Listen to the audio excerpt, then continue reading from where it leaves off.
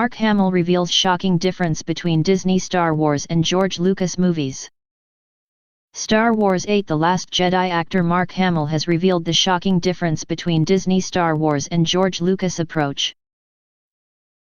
He helmed the original and prequel trilogies, but after selling the rights to Disney in 2012, Star Wars has been out of Lucas' hands. Now while J.J. Abrams' The Force Awakens saw the sequel trilogy kicked off with a safe retread of nostalgia, it was Rian Johnson's The Last Jedi that split fans. Both episodes 7 and 8 are completely different. At times more critical fans felt that mysteries set up in The Force Awakens were trolled over by Johnson when he took over.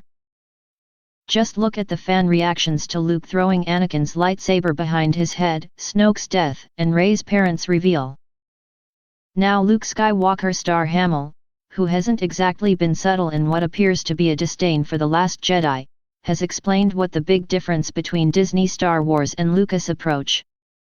Speaking with IGN, the 66-year-old said, "Remember, George had an overall arc, in the original trilogy.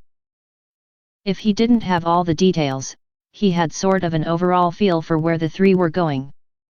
Hamill added, "But this one's more like a relay race. You run and hand the torch off to the next guy, he picks it up and goes.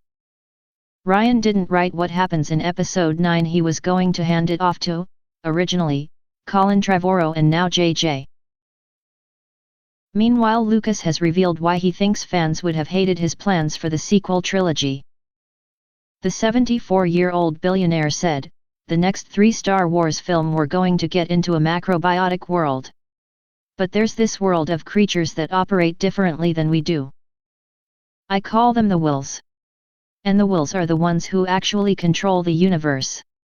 They feed off the Force.